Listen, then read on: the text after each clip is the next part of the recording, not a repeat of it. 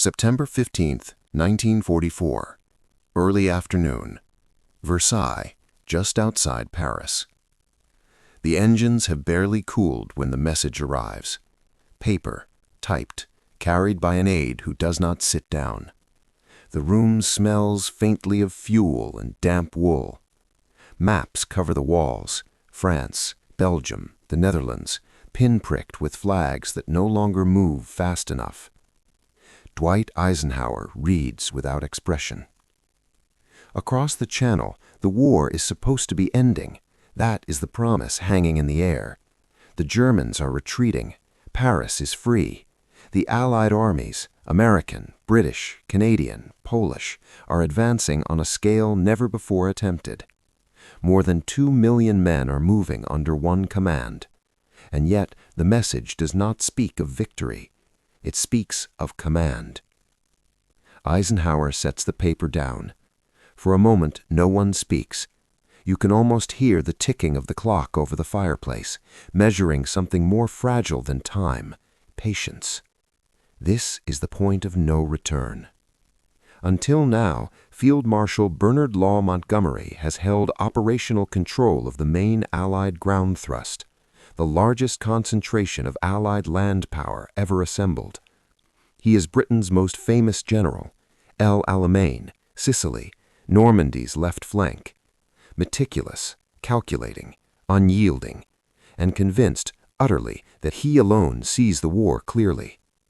Montgomery believes the solution is simple: concentrate everything, one narrow thrust, one decisive blow through the Netherlands into the Ruhr, end the war by Christmas.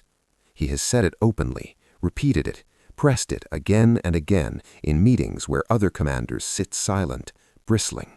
Eisenhower has heard all of it before. He has also heard the other voices: Omar Bradley, quiet but resolute; George Marshall in Washington, watching the alliance more closely than the front; French leaders, newly restored, wary of British dominance; Canadian commanders are stretched thin; supply officers stare at empty fuel depots and broken rail lines. The war, it turns out, is not only about speed, it is about balance. Montgomery does not see it that way.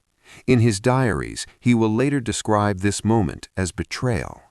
He believes Eisenhower lacks the nerve to win decisively, that American caution, political caution, is diluting military truth. He believes that if authority is centralized in his hands, the Germans will collapse. But that belief comes at a cost. Coalition warfare is not a hierarchy. It is a negotiation under fire. And Montgomery negotiates poorly. He speaks in absolutes. He dismisses objections as ignorance. He refers to American generals as inexperienced. He bypasses protocol, sending messages directly to London, to Churchill himself, framing strategy as a contest between clarity and cowardice. Every word tightens the strain. Eisenhower knows this.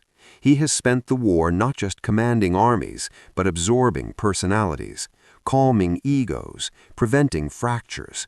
He once described his job as holding a team together, not defeating Germany. That part, he believed, would follow.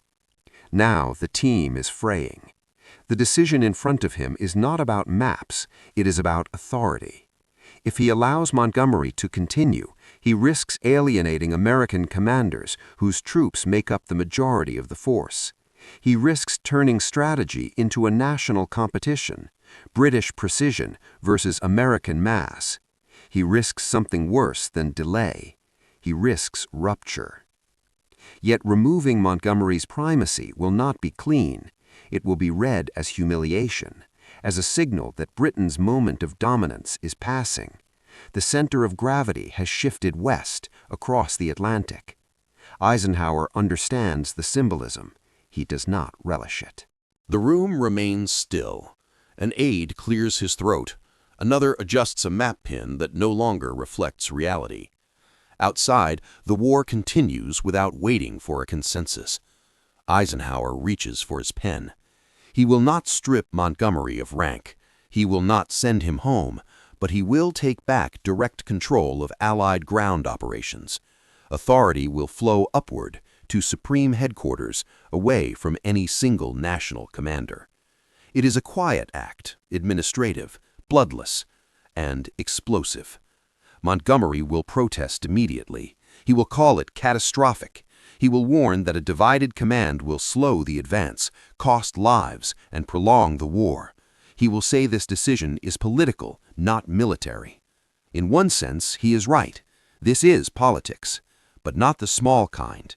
This is the politics of survival, of an alliance held together by necessity, not trust, of a war that can still be lost, not on the battlefield, but in conference rooms thick with resentment. Eisenhower signs. The pen scratches softly, almost apologetically. Nothing in the room changes, and yet everything has. Because in that moment, the war stops being about who can move fastest and becomes about who can hold together longest. And somewhere between those two truths, men will die.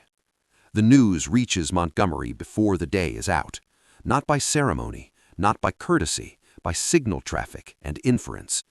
Headquarters in Belgium, late evening. The lamps are low, the maps are immaculate. Montgomery stands rigid, reading the message twice, then a third time, looking not for meaning, but for error. There is none. Operational control of the Allied ground forces will no longer flow through him. It will flow around him. To Montgomery, this is not a procedural adjustment. It is an insult, delivered at the exact moment he believes victory is within reach. He has been promised priority, fuel, airborne support, momentum. Instead, he has been reabsorbed into a structure he considers indecisive. He does not hide his reaction. In a sharply worded response, he warns Eisenhower that the decision will prolong the war by months, that it will cost many thousands of lives. He argues that divided effort, broad front advance, shared priorities will bog the Allies down against German defenses that are bruised but not broken. This is not merely a disagreement, it is an accusation.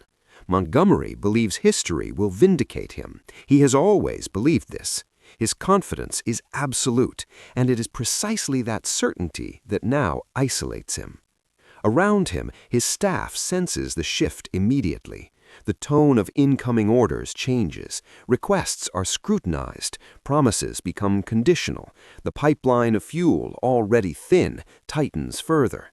Air support is reassigned. American formations are no longer subordinated to his timetable.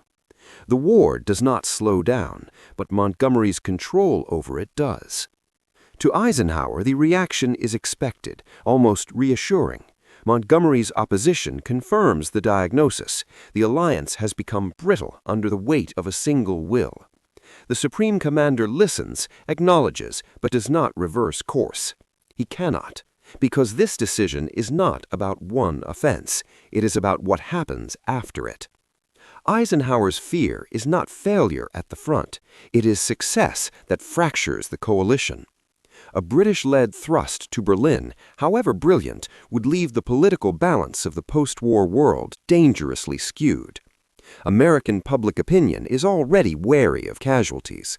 Soviet expectations are hardening.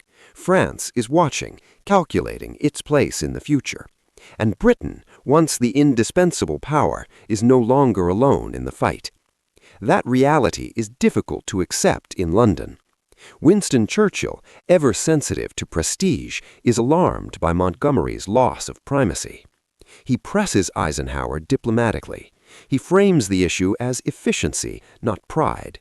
But beneath the words lies something older, the fear that Britain's influence is ebbing before the war is even finished.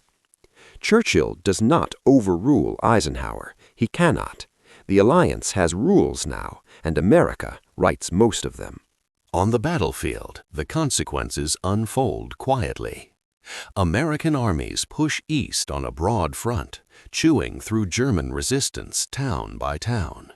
Supply lines are strained. Fuel shortages ground tanks within sight of open roads.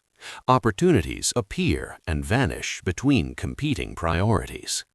Montgomery watches this with barely concealed frustration. He believes the enemy is escaping annihilation through Allied caution. He believes Eisenhower's need to placate multiple commanders has diluted strategic clarity, and he says so privately, then less privately. Each comment widens the distance. What Montgomery never fully acknowledges is how his own behavior has shaped this outcome. His public criticisms of fellow generals, his habit of briefing the press in ways that elevate British success at American expense, his refusal to frame strategy as collective rather than corrective. Coalitions survive on restraint. Montgomery practices certainty. Eisenhower practices endurance. The two men are not enemies, but they are incompatible at this scale. One commands by narrowing options, the other by keeping them open. One believes speed is salvation, the other believes in unity. And in September 1944, unity is the more fragile commodity. Historians will later argue over what was lost in this moment. They will point to stalled advances, to missed chances, to the long winter still ahead. They will ask whether a single concentrated blow might have ended the war sooner. They will also ask what would have happened if the alliance had broken under the strain of ambition. That question has no clean answer, only consequences. As autumn settles over Western Europe, the front lines harden. German resistance stiffens. The war refuses to end on schedule. And beneath every movement order, every allocation of fuel and men, the same unresolved tension persists. Was authority taken too soon or too late? And was victory ever just a matter of speed? October 1944. Rain without rhythm, mud without end. The front is slowed, not stopped, but slowed enough for doubt to catch up. German forces, written off weeks earlier, have reorganized behind rivers and ruined towns. The Siegfried Line bleeds men for every mile gained. Supply trucks idle for lack of fuel. Infantry waits for armor that cannot move. The calendar slips. And now the argument becomes unavoidable. Montgomery presses his case again, this time not as ambition, but as a warning. He points north, toward the flat, waterlogged terrain of the Netherlands, toward the narrow corridors that lead past the Rhine. He insists the enemy is stretched thin there, brittle, unprepared. One good hard punch, he says. Everything we have.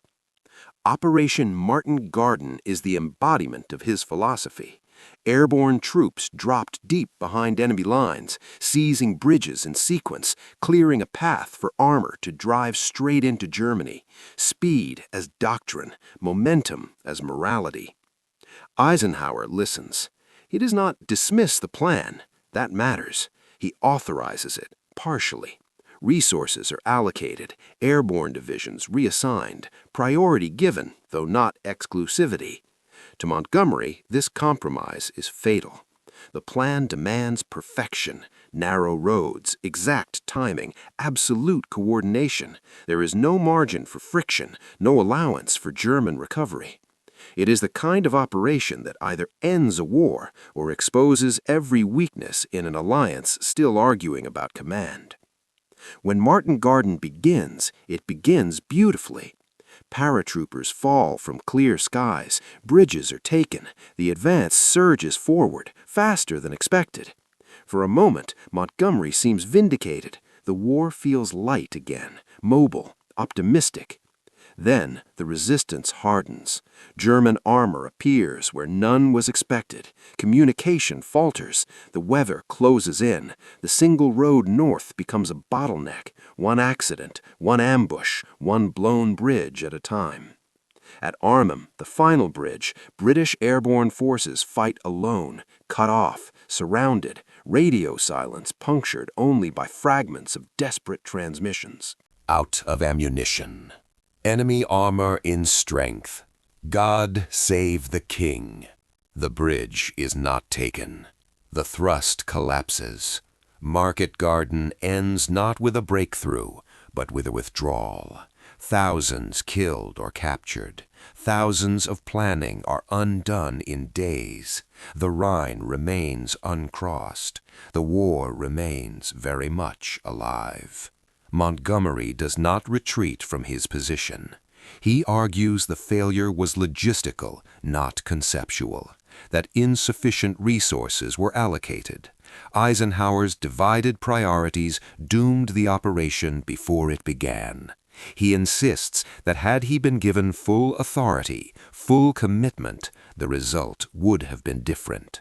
This time, fewer listen. Eisenhower absorbs the criticism in silence. He does not counterattack publicly. He does not assign blame. He spreads it instead across weather, intelligence, and enemy resilience, across the unavoidable uncertainty of war. Privately, however, the conclusion hardens. This is the cost of certainty.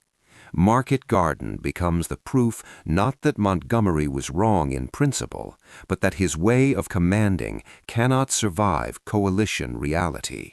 His plans leave no room for dissent, delay, or imperfection. They assume obedience where negotiation exists, precision where compromise rules. Eisenhower sees what might have been lost had Montgomery held unchallenged control. Not just Arnhem, but trust. American commanders are already restless. Bradley and Patton push south and east, grinding forward with brute persistence rather than elegance. Their methods are less clean, less cinematic, but resilient. They bend rather than break. The alliance holds, barely. Winter approaches, and with it a surprise the Allies did not anticipate. The Ardennes counteroffensive, the Battle of the Bulge, will test every assumption about German collapse, Allied readiness, and command cohesion. When a crisis comes, Eisenhower will not hesitate. He will take direct operational control again. He will reshuffle commanders. He will give Montgomery authority in the north temporarily, then take it back once stability returns. Not as punishment, as containment. The choice Eisenhower faced in September now reveals its full shape. It was never about brilliance versus caution, or Britain versus America. It was about whether war could be won by force of will alone, or whether modern victory requires something colder, slower, and more political. Montgomery wanted decisiveness. Eisenhower wanted durability. One seeks the moment, the other survives the aftermath. By the time the snow begins to fall, the answer is no longer theoretical. It is written in graves stretching from Arnhem to Bastogne, and the alliance, strained, scarred, but intact, moves forward again.